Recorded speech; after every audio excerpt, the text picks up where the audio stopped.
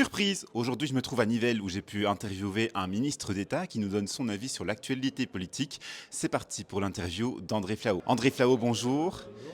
On vient de voir Paul Magnette très critique à l'égard du futur gouvernement Arizona. Quel est votre avis par rapport à ça? Mais Paul Magnette est très critique et il est très inquiet. Il est très inquiet par une série de dérives dans certains partis politiques qui voient effectivement épouser une forme de mouvement trumpiste en quelque sorte, qui est très dangereux. Dangereux pour la démocratie parce que des dérives comme celle-là ont amené à des situations dramatiques, la Deuxième Guerre mondiale, la destruction du bâtiment dans lequel nous nous trouvons ici. Et donc il est temps de réagir. Et de réagir en mettant en garde sur ce qui pourrait se passer, en ayant une opposition solide, peut-être aussi une forme de maquis pour effectivement combattre ce qui se prépare et avec des arguments. Et alors l'autre élément, je crois qu'il faut absolument aujourd'hui rechercher par-delà les frontières des partis les vrais démocrates et écarter les dangers. Écarter celles et ceux qui plaident ou qui prônent des orientations qui sont des orientations extrémistes et qui risquent de mettre par terre ou de ramener le nazisme, le fascisme, etc., qui consiste à la destruction de l'autre. Vous faites très certainement référence au MR. Est-ce qu'on peut dire qu'avec deux personnes qui rentrent au MR d'un ancien parti d'extrême droite, le MR dans son ensemble tend vers l'extrême droite justement? C'est inquiétant, ce recrutement de personnes venant de l'extrême droite. Quand on sait par exemple que le MR a effectivement profité de la disparition de listes extrême droite lors des précédentes élections, la liste de Stex et d'autres.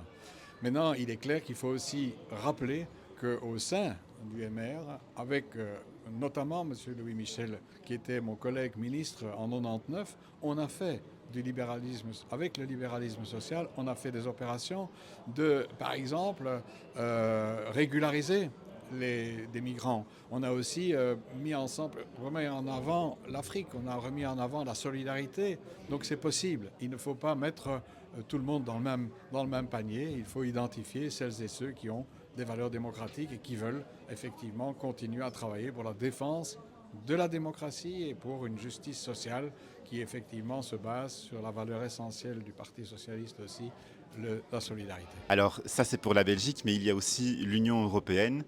Ce mois-ci, l'Union doit voter la prolongation des sanctions contre la Russie. Or, on a entendu que Viktor Orban, le Premier ministre hongrois, pourrait mettre son veto. Est-ce que ça aussi, ça vous inquiète?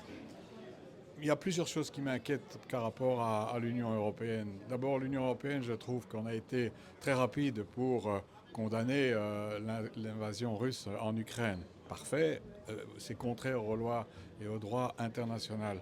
On a été très lent et on est encore très lent aujourd'hui pour condamner Israël qui commet la même faute à l'égard de Gaza, à l'égard de la Palestine. On est aussi très timoré pour condamner le Rwanda qui agresse en permanence l'Est du Congo. On est distrait par rapport à ce qui se passe au Soudan et dans d'autres pays d'Afrique et du monde. Et donc l'Union européenne, elle parvient quelquefois à s'unir quand elle se sent menacée.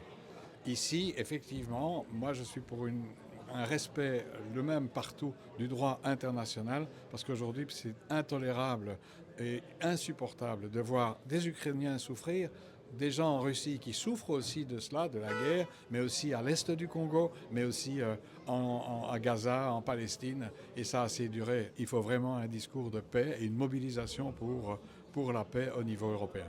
Un grand merci à vous.